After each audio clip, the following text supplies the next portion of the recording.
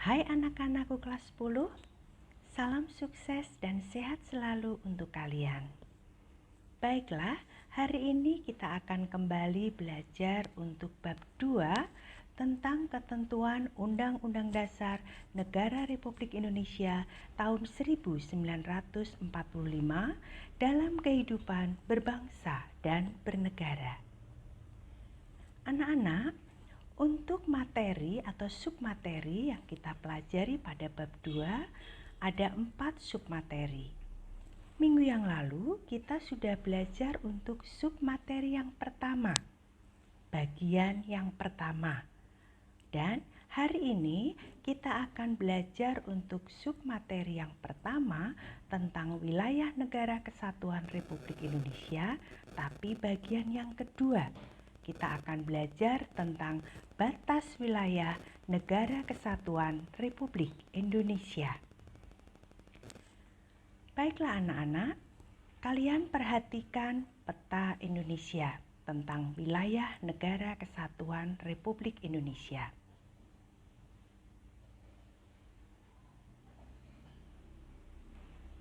Nah, hari ini kita akan belajar tentang batas wilayah negara kesatuan Republik Indonesia.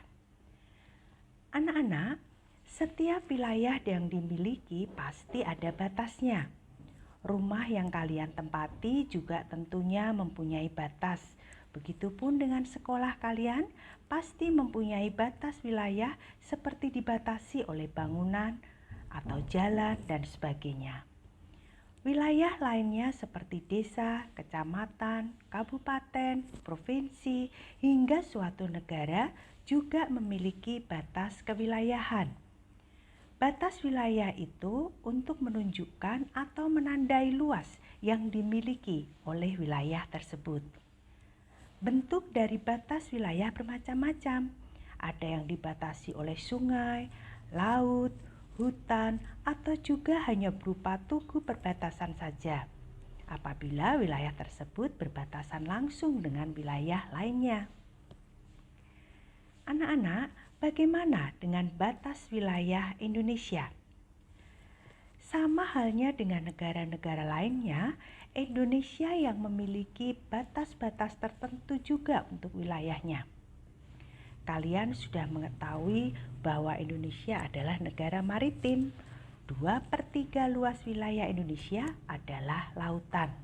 Jadi, tidaklah mengherankan jika batas-batas wilayah laut Indonesia berhubungan dengan 10 negara, sedangkan perbatasan wilayah darat Indonesia hanya berhubungan dengan 3 negara. Anak-anak, berikut ini akan kita pelajari batas-batas wilayah Indonesia di sebelah utara, barat, timur, dan selatan. Yang pertama akan kita pelajari yaitu batas wilayah Indonesia di sebelah utara. Indonesia berbatasan langsung dengan Malaysia, terutama Malaysia bagian timur, tepatnya di sebelah utara Pulau Kalimantan. Malaysia merupakan negara yang berbatasan langsung dengan wilayah darat Indonesia. Wilayah laut Indonesia sebelah utara berbatasan langsung dengan laut 5 negara, yaitu Malaysia, Singapura, Thailand, Vietnam, dan Filipina. Yang kedua anak-anak, batas wilayah Indonesia di sebelah barat. Sebelah barat wilayah negara kesatuan Republik Indonesia berbatasan langsung dengan Samudra Hindia dan perairan negara India. Tidak ada negara yang berbatasan langsung dengan wilayah darat Indonesia di sebelah barat. Walaupun secara geografis daratan Indonesia terpisah jauh dengan daratan India, tetapi keduanya memiliki batas-batas wilayah yang terletak di titik-titik tertentu di sekitar Samudra Hindia dan Laut Andaman. 2 pulau yang menandai perbatasan Indonesia-India adalah Pulau Ronde di Aceh dan Pulau Nicobar di India. Yang ketiga, kita akan belajar tentang batas wilayah Indonesia di sebelah timur. Wilayah timur Indonesia berbatasan langsung dengan daratan Papua Nugini dan perairan Samudra Pasifik. Indonesia dan Papua Nugini telah menyepakati hubungan bilateral antar kedua negara tentang batas-batas wilayah, tidak hanya wilayah darat, melainkan juga wilayah laut.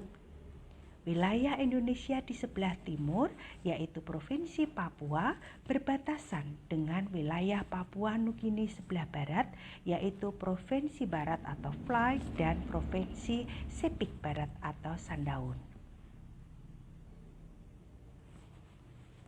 Yang keempat, kita akan belajar tentang batas-batas wilayah Indonesia yang ada di sebelah selatan. Indonesia di sebelah selatan berbatasan langsung dengan wilayah darat Timor Leste, perairan Australia, dan Samudra Hindia. Timor Leste adalah bekas wilayah Indonesia yang telah memisahkan diri menjadi negara sendiri pada tahun 1999. Dahulu, wilayah ini dikenal dengan Provinsi Timor Timur. Provinsi Nusa Tenggara Timur adalah provinsi yang berbatasan langsung dengan wilayah Timor Leste, tepatnya di Kabupaten Belu. Selain itu, Indonesia juga berbatasan dengan perairan Australia.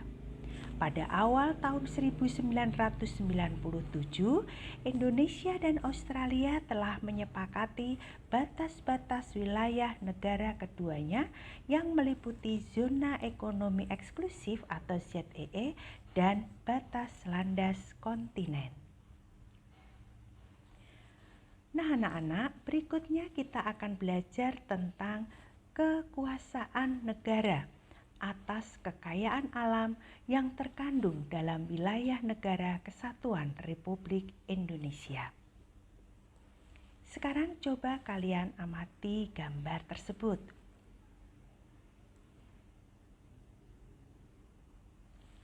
Apa yang kalian pikirkan setelah melihat gambar tersebut?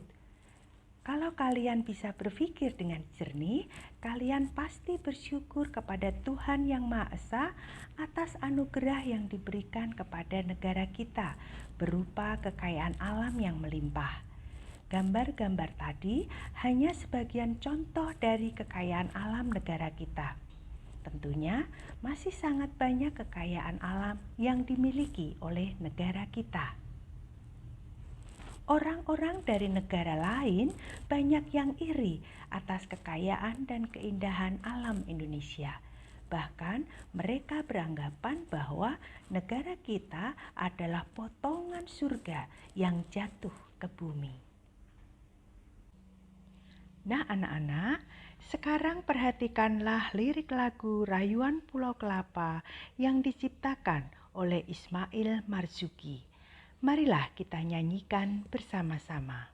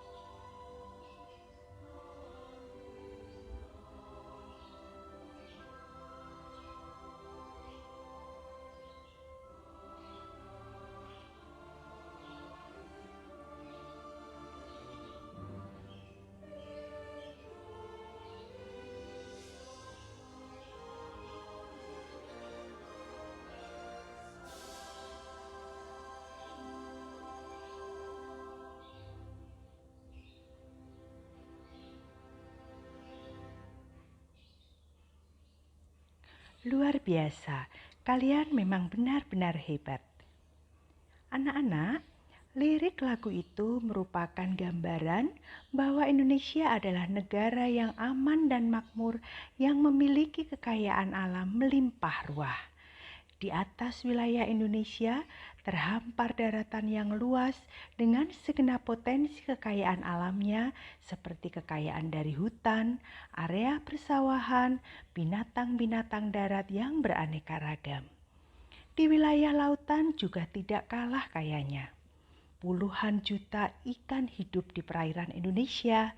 Keindahan terumbu karang dan pesona laut lainnya merupakan anugerah Tuhan yang tidak ternilai.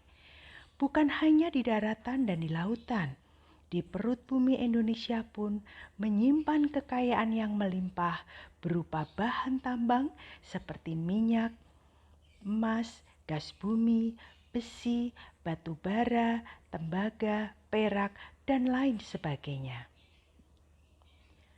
Anak-anak, siapa yang menguasai kekayaan alam tersebut? Berkaitan dengan pertanyaan tersebut, Pasal 33 ayat 2 dan 3 Undang-Undang Dasar Negara Republik Indonesia tahun 1945 memberikan jawabannya yang menyatakan bahwa cabang-cabang produksi yang penting bagi negara dan yang menguasai hajat hidup orang banyak dikuasai oleh negara. Bumi dan air dan kekayaan alam yang terkandung di dalamnya dikuasai oleh negara dan dipergunakan untuk sebesar-besarnya kemakmuran rakyat. Anak-anak, ketentuan tadi secara tegas menyatakan bahwa seluruh kekayaan alam dikuasai oleh negara dan dipergunakan untuk kemakmuran rakyat Indonesia. Dengan kata lain, negara melalui pemerintah diberikan wewenang atau kekuasaan oleh Undang-Undang Dasar Negara Republik Indonesia tahun 1945 untuk mengatur, mengurus, dan mengelola serta mengawasi pemanfaatan seluruh potensi kekayaan alam yang dimiliki Indonesia dalam rangka meningkatkan kesejahteraan dan kemakmuran seluruh rakyat.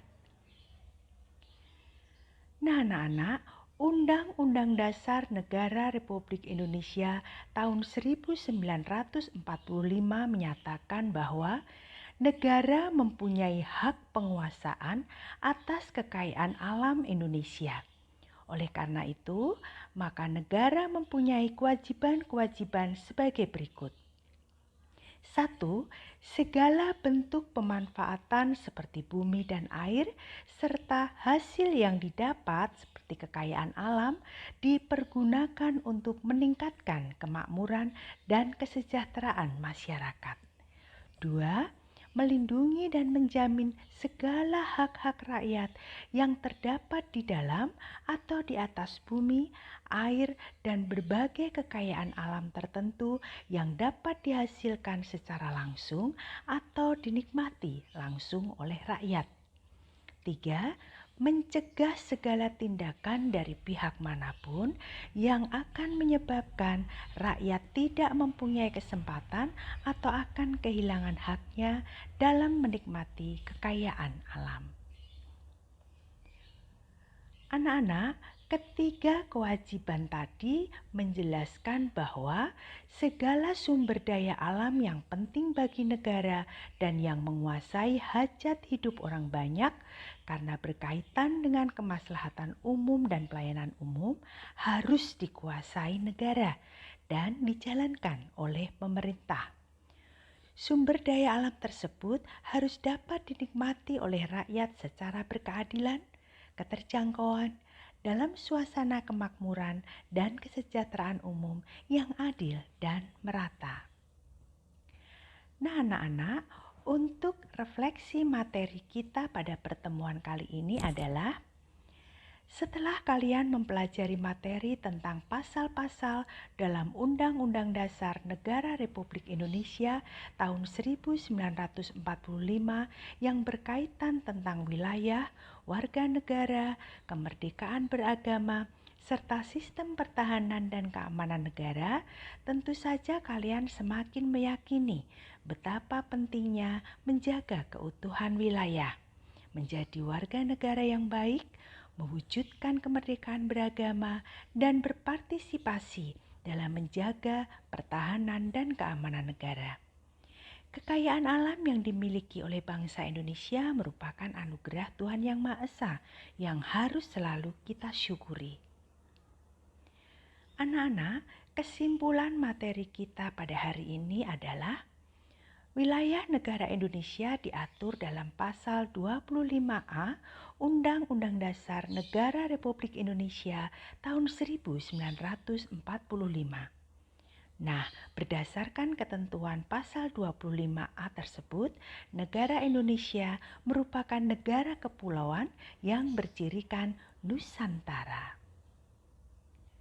Anak-anak, untuk tugas mandiri kalian pada hari ini adalah jawablah pertanyaan ini. Mengapa batas wilayah Indonesia penting untuk dirumuskan dalam ketentuan seperti Undang-Undang Dasar 1945?